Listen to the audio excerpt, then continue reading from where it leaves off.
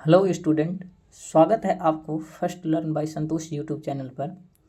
आज के इस वीडियो में हम देखेंगे क्लास 10th राजनीतिक विज्ञान, जिसका चैप्टर नंबर आज 5 होगा। ठीक है, और चैप्टर का नाम है क्या? लोकतंत्र की चुनौतियाँ। ठीक है, चैप्टर का नाम है लोकतंत्र की चुनौतियाँ। ठीक है, जो है आप लोग को क्लास 10th के राजनीतिक विज्ञान का ये जो है लास्ट चैप्टर है। ठीक है, इससे पहले का जो है हम 4 चैप्टर है उसको हम बढ़िया तरीक़ा से आप लोग को बता चुके हैं, तो हो सके तो आप लोग उसको भी ज़रूर देख लीजिएगा। ठीक है, इससे होगा क्या कि आप लोग को जो है किसी भी चैप्टर से एक भी ऑब्जेक्टिव नहीं छूटेगा। बिल्कुल डिटेल में और आसान भाषा में आप लोग को हम बताए हैं। ठीक है, और इसी तरह से आप लोग हर सुबह इसी टाइम में आप लोग पढ़िए। ठीक है, इससे होगा क्या कि आप लोग को जो है सुबह सुबह पढ़िएगा तो याद भी होगा और ऑब्जेक्टिव क्वेश्चन जो है आप लोग याद कर लीजिएगा। ठीक है, तो चलिए हम वीडियो को शुरू करते हैं। इससे पहले आप लोग चैनल पे नए हैं तो चैनल को सब्सक्राइब कर लीजिए। ठीक है, और वीडियो को लाइक कर दीजिएगा। ठीक है, तो चलिए हम यहाँ पर शुरू करते हैं। फर्स्ट क्वेश्चन क्या बोल रहा है? नए विश्व सर्वेक्षण के आधार पर भारत में कितने मतदाता हैं? नए विश्व सर्वेक्षण के आधार पर भारत में कितने मतदाता है? ठीक है, तो ऑप्शन ए है क्या 61 करोड़, ऑप्शन बी है 71 करोड़, और ऑप्शन सी है 81 करोड़, और ऑप्शन डी है 91 करोड़। ठीक है, तो इसका राइट आंसर क्या हो जाएगा? ऑप्शन इसका हो जाएगा बी 71 करोड़। ठीक है, नए विश्व सर्वेक्षण के आधार पर जो है भारत में कितने मतदाता है, तो आपको हो जाएगा कितना? 71 करोड़। ऑप्शन इसका बी करेक्ट हो जाएगा। ठीक है, तो चलिए क्वेश्चन अगला हम देखते हैं। क्वेश्चन अगला क्या बोल रहा है? क्वेश्चन अगला बोल रहा है विश्व के कितने हिस्से में लोकतांत्रिक व्यवस्था नहीं है? विश्व के कितने हिस्से में लोकतांत्रिक व्यवस्था नहीं है? तो ऑप्शन ए है 2/3 हिस्से में, ऑप्शन बी है 1/4 हिस्से में, और ऑप्शन सी है आधे हिस्से में, और ऑप्शन डी है इनमें से कोई नहीं। ठीक है, तो क्या हो जाएगा इसका राइट आंसर? ऑप्शन इसका हो जाएगा क्या? बी 1/4 हिस्से में। ठीक है, 1/4 हिस्से में इसका राइट आंसर ऑप्शन बी हो जाएगा करेक्ट। ठीक है, 1/4 हिस्से में जो है क्या है? लोकतांत्रिक व्यवस्था नहीं है। चलिए क्वेश्चन हम अगला देखते हैं।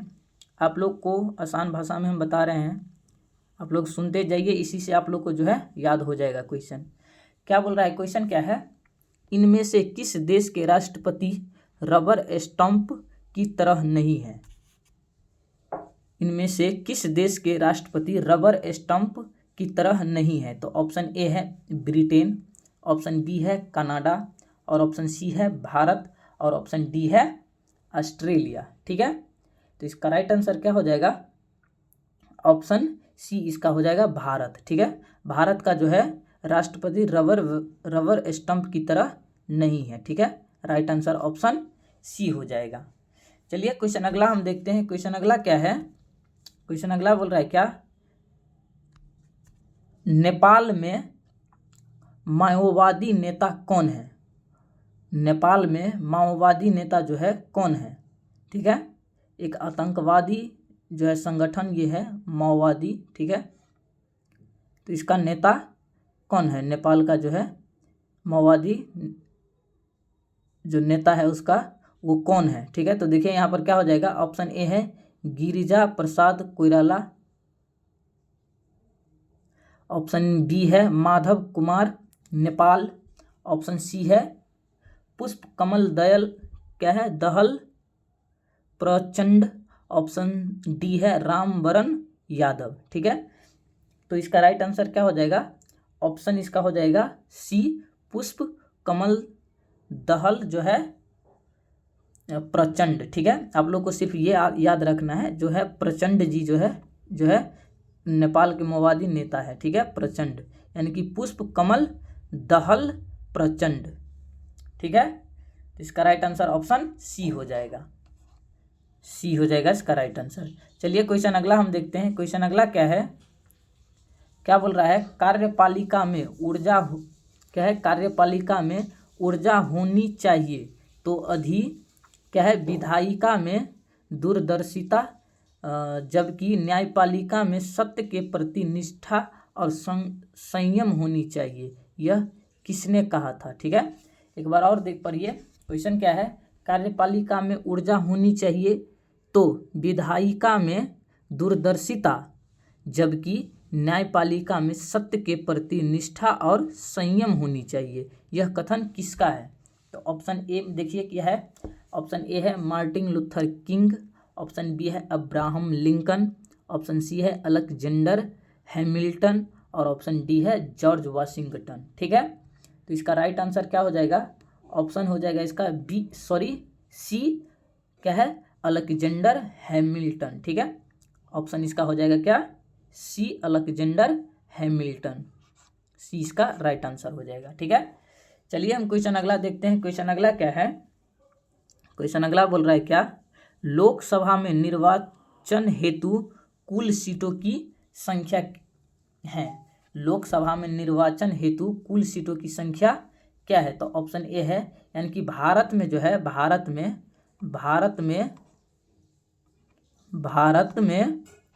क्या है, लोकसभा में क्या है, कितनी सीटें हैं, कितनी सीटें हैं। ठीक है, यानी कि भारत में जो है लोकसभा में कितनी सीटें हैं। ठीक है, दरअसल ये हमको पूछ रहा है।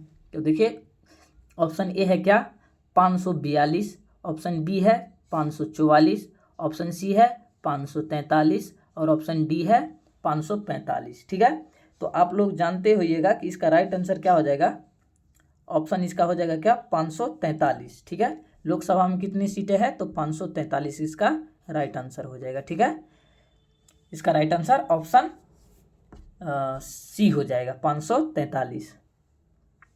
चलिए क्वेश्चन अगला हम देखते हैं। क्वेश्चन अगला क्या है, क्वेश्चन अगला है क्या, 15वीं लोकसभा चुनाव में कांग्रेस पार्टी को कितनी सीटें प्राप्त हुई थी। 15वीं लोकसभा चुनाव में कांग्रेस पार्टी को कितनी सीटें प्राप्त हुई। तो ऑप्शन ए है क्या, 201, ऑप्शन बी है 202, ऑप्शन सी है 203 और ऑप्शन डी है 204। ठीक है, तो इसका राइट आंसर क्या हो जाएगा, ऑप्शन बी 202। 15वीं लोकसभा चुनाव में जो है कांग्रेस को कितनी सीटें मिली थी, तो 202। ठीक है, 202, ऑप्शन बी इसका राइट आंसर हो जाएगा। चलिए क्वेश्चन अगला हम देखते हैं। क्वेश्चन अगला क्या बोल रहा है, राजनीतिक सुधारों का कार्य इनमें कौन नहीं कर सकते। राजनीतिक सुधारों का कार्य इनमें कौन नहीं कर सकते। तो ऑप्शन ए है चिकित्सक, ऑप्शन बी है राजनीतिक कार्यकर्ता, ऑप्शन सी है राजनीतिक दल और ऑप्शन डी है आंदोलन। ठीक है, तो क्या हो जाएगा इसका राइट आंसर, ऑप्शन ए जो है चिकित्सक। चिकित्सक जो है राजनीतिक में इसका कोई अति नहीं, कोई इसका जो है स्थान नहीं है चिकित्सक का। ठीक है, चिकित्सक के लिए क्या है कार्य, किसका कार्य कर सकता है चिकित्सक, तो हेल्थ का, यानी कि स्वास्थ्य का कार्य करता है चिकित्सक, जिसको हम डॉक्टर कहते हैं। ठीक है, तो इसका जो है डॉक्टर का कोई ये नहीं है, राजनीतिक सुधारों में इसका कोई कार्य नहीं है। ठीक है, तो इसका राइट आंसर क्या हो जाएगा, हमको यही पूछ रहा था कि राजनीतिक सुधार का कार्य करने में कौन नहीं कर सकता है, यानी कि नहीं कर सकता है। ठीक है, तो इसका हो जाएगा चिकित्सक, ऑप्शन इसका ए राइट आंसर हो जाएगा। चलिए क्वेश्चन अगला हम देखते हैं। क्वेश्चन अगला क्या बोल रहा है, गठबंधन सरकार की पकड़ प्रशासन पर होती है। गठबंधन सरकार की पकड़ प्रशासन पर होती है। तो ऑप्शन ए है मजबूत, ऑप्शन बी है ढीली और ऑप्शन सी है अति मजबूत और ऑप्शन डी है क्या, कठोर। ठीक है, तो इसका राइट आंसर क्या हो जाएगा, आप लोग बखूबी जानते होइएगा क्या हो जाता है, गठबंधन का सरकार क्या है, यानी कि गठबंधन का सरकार उसको हम कहते हैं जो 2-3 यानी कि 2 से 1 से अधिक पार्टी मिल करके सरकार बनाया हो। 1 से अधिक पार्टी मिल करके सरकार बनाया हो, 1 से अधिक, ठीक है, पार्टी मिल करके क्या है सरकार बनाया हो, तो उसको हम क्या कहते हैं, गठबंधन का सरकार, गठबंधन। ठीक है, समझ गए होंगे आप लोग, गठबंधन। ठीक है, गठबंधन का सरकार। एक से अधिक पार्टी मिल करके जो सरकार बना रहता है उसको हम गठबंधन का सरकार कहते हैं। और इसमें क्या होता है, ये जो सरकार मजबूत हम इसको नहीं कह सकते हैं, क्योंकि मान लीजिए कि इसमें से कोई एक यानी कि एक पार्टी बाहर निकल गया इस पार्टी से, मान लीजिए दो पार्टी मिल करके जो है गठबंधन का सरकार बनाए हुए थे, ठीक है। और इसमें से एक पार्टी जब निकल जाएगा यानी कि इसका क्या है, बहुमत कम हो जाएगा। दोनों मिल करके बनाए हुए थे तो इसका मतलब क्या है, एक का बहुमत कम हो जाएगा तो इसका क्या है, हम इस सरकार को क्या कह सकते हैं, बहुमत कम हो जाएगा तो ये सरकार क्या है, गिर जाएगा। इसका मतलब क्या है, ये सरकार ढीली है यानी कि कमज़ोर हम इसको कह सकते हैं। अति कमज़ोर तो नहीं कहेंगे लेकिन हम ढीली कह सकते हैं, यानी कि थोड़ा कमज़ोर ये सरकार होती है, गठबंधन का सरकार, ठीक है। बहुमत का सरकार होता है क्या कि एक पार्टी से सरकार बन जाता है, इसका मतलब है कि इसमें से जो है ये सरकार बहुत ही मजबूत कह सकते हैं, एक जो होता है एक पार्टी से बना हुआ सरकार जो रहता है। लेकिन गठबंधन का सरकार होता है क्या, ढीली होता है, ठीक है। आप लोग समझ गए होंगे इसका क्या कंसेप्ट है। तो इसका क्या हो जाएगा, राइट आंसर ऑप्शन बी हो जाएगा, ढीली, ठीक है।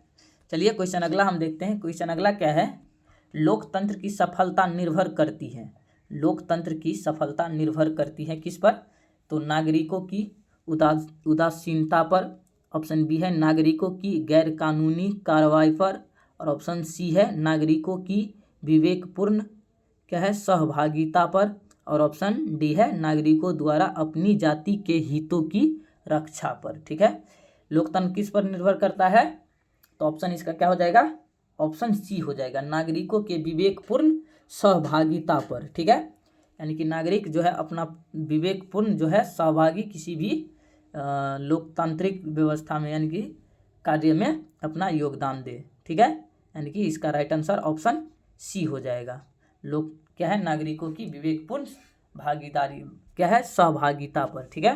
इसका राइट आंसर ऑप्शन सी हो जाएगा। चलिए क्वेश्चन अगला हम देखते हैं। क्वेश्चन अगला क्या बोल रहा है, क्षेत्रवाद की भावना का एक कुपरिणाम है, क्षेत्रवाद की भावना का एक कुपरिणाम है।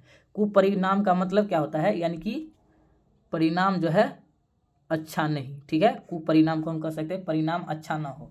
क्षेत्रवाद का मतलब यानी कि अपने क्षेत्र के लिए जो है लड़ना, अपने क्षेत्र के बारे में सोचना, इसका क्या है, कुपरिणाम भी हो सकता है, ठीक है। तो देखिए ऑप्शन ए है क्या, अपने क्षेत्र से लगाव, ठीक है। ऑप्शन बी है क्या, ऑप्शन बी है राष्ट्रीय हित, ऑप्शन सी है राष्ट्रीय एकता, और ऑप्शन डी है अलगाववाद, ठीक है। तो क्या हो जाएगा इसका राइट आंसर, ऑप्शन डी हो जाएगा, अलगाववाद क्या है, क्षेत्रवाद यानी कि मान लीजिए भारत एक देश है, उसमें बहुत सारा राज्य है, उससे भी छोटा जाइए तो बहुत सारा जिला है, और उससे भी छोटा जाइए तो बहुत सारा प्रखंड है। इसी तरह से क्या है, यानी कि अपने क्षेत्र के लिए आप कोई सोचता है, इसका मतलब क्या है, मान लीजिए अपना जिला के लिए सोचिएगा तो दूसरे जिला का विकास के लिए नहीं सोच सकते हैं, ठीक है। इससे होता है क्या, अलगाववाद होता है।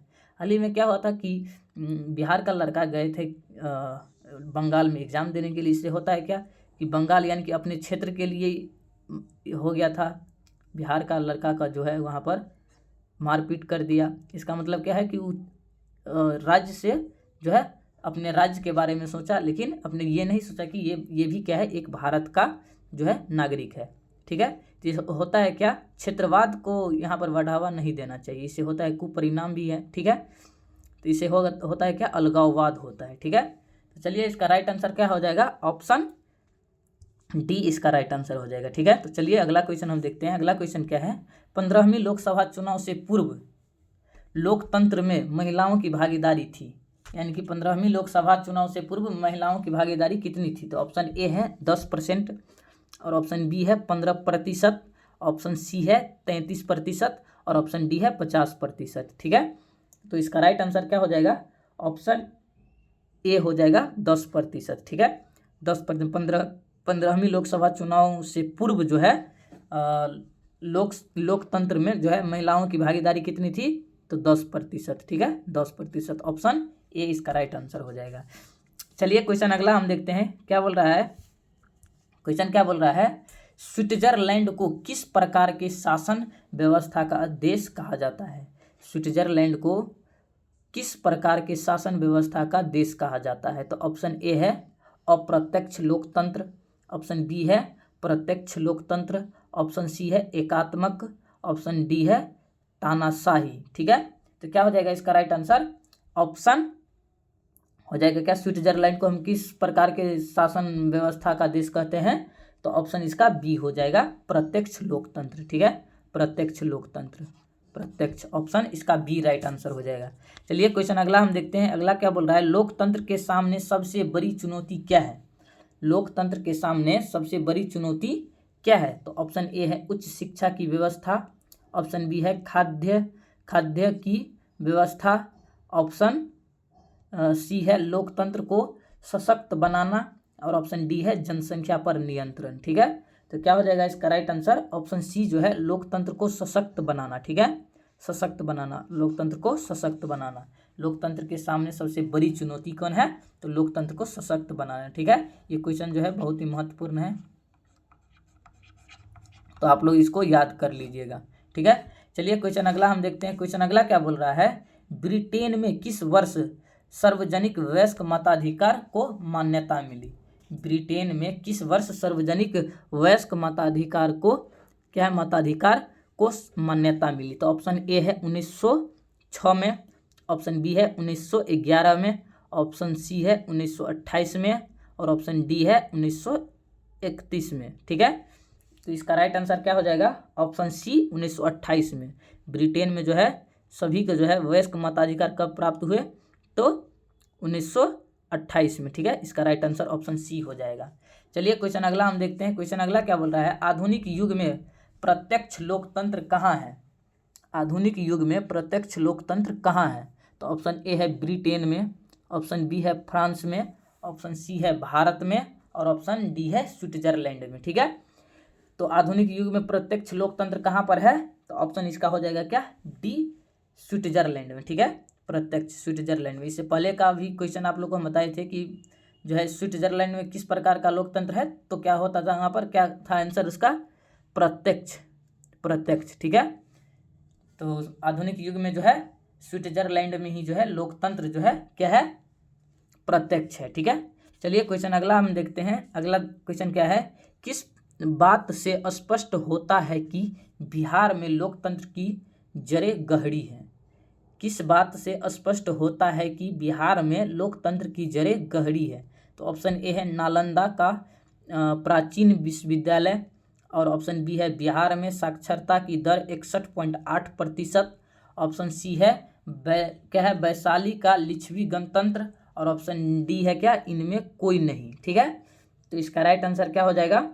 ऑप्शन सी, वैशाली का लिच्छवी गणतंत्र से क्या होता है कि बिहार एक क्या है, लोकतंत्र की जड़ें गहरी है। ठीक है, इसी से पता चलता है। ठीक है, इसका राइट आंसर क्या हो जाएगा? ऑप्शन सी करेक्ट हो जाएगा। ठीक है, तो चलिए क्वेश्चन अगला हम देखते हैं। क्वेश्चन अगला क्या बोल रहा है, 18 वर्ष की आयु पर स्विट्जरलैंड में महिलाओं को किस वर्ष मताधिकार प्राप्त हुआ? 18 वर्ष की आयु पर स्विट्जरलैंड में महिलाओं को किस वर्ष मताधिकार प्राप्त हुआ? तो ऑप्शन ए है 1848 में, ऑप्शन बी है 1871 में, ऑप्शन सी है 1971 में, और ऑप्शन डी है 1981 में। ठीक है, तो इसका राइट आंसर क्या हो जाएगा? ऑप्शन सी हो जाएगा 1971 में। ठीक है, 1971 में जो है 18 वर्ष की आयु पर जो है स्विट्जरलैंड में क्या है, महिलाओं को मताधिकार प्राप्त हो गया था। ठीक है, ऑप्शन इसका सी हो जाएगा 1971। चलिए क्वेश्चन अगला हम देखते हैं। क्या बोल रहा है, लिच्छवी गणतंत्र भारत के किस राज्य में अवस्थित है? ये क्वेश्चन जो है बहुत ही महत्वपूर्ण है, तो इसको आप लोग याद कर लीजिएगा। ये क्वेश्चन आप लोग को पूछेगा ही पूछेगा। ठीक है, तो आप लोग इसको याद कर लीजिएगा। क्या बोल रहा है, लिच्छवी गणतंत्र भारत के किस राज्य में अवस्थित है? तो अपना प्यारा सा बिहार में। ठीक है, बिहार इसका राइट आंसर हो जाएगा। चलिए क्वेश्चन अगला हम देखते हैं। क्वेश्चन अगला क्या बोल रहा है, इंग्लैंड में विधि का शासन किनकी देन है? इंग्लैंड में विधि का शासन किनकी देन है? तो ऑप्शन ए है लॉर्ड ब्राइस, ऑप्शन बी है डाइसी, ऑप्शन सी है गार्गर, और ऑप्शन डी है क्या, हब्स। ठीक है, तो इसका राइट आंसर क्या हो जाएगा? ऑप्शन हो जाएगा बी, ऑप्शन बी हो जाएगा डाइसी। ठीक है, ऑप्शन बी इसका राइट आंसर हो जाएगा। ठीक है, तो आज के इस चैप्टर में इतना ही ऑब्जेक्टिव है, ठीक है। और जो भी ऑब्जेक्टिव है बहुत ही महत्वपूर्ण है, तो आप लोग ध्यान से इस वीडियो को देख लीजिए, ठीक है। और जो भी क्वेश्चन आप लोग को जो डॉट लगा हो उसको आप लोग जो है 1-2 बार देख करके याद जरूर कर लीजिएगा, ठीक है। तो हो गया आज का जो है पॉलिटिकल साइंस यानी कि राजनीतिक विज्ञान समाप्त, ठीक है। अब हम स्टार्ट करेंगे इसके बाद इकोनॉमिक्स यानी कि जो है आप लोग को इकोनॉमिक्स यानी कि अर्थशास्त्र, ठीक है। अर्थशास्त्र आप लोग को जो है अब से स्टार्ट करेंगे। तो आप लोग हमको बताइए कि कैसा आप लोग को जो है क्वेश्चन समझ में आ गया है कि नहीं और याद हुआ है कि नहीं। इससे होगा आप लोग को जो है बोर्ड एग्जाम में बहुत फ़ायदा होगा। चैप्टर वाइज जो ऑब्जेक्टिव आप पढ़ लीजिएगा तो इससे आप लोग को जो है दिक्कत नहीं होगा। किसी भी चैप्टर से ऑब्जेक्टिव आएगा तो आप लोग को जो है छूटेगा नहीं। तो आप लोग ध्यानपूर्वक पढ़िए और वीडियो को शेयर भी कीजिए, ठीक है। तो हम मिलते हैं आप लोग से कल के वीडियो में। इकोनॉमिक्स जो है यानी कि अर्थशास्त्र, उसका चैप्टर है अर्थशास्त्र विकास एवं इसके विकास का इतिहास, ठीक है। तो बहुत ही महत्वपूर्ण जो है चैप्टर रहने वाला है कल का। तो कल का वीडियो भी आप लोग देखना नहीं भूलिएगा, ठीक है। तो चलिए आज के लिए इतना ही, मिलते हैं आप लोग से कल के वीडियो में। तब तक के लिए जय हिंद।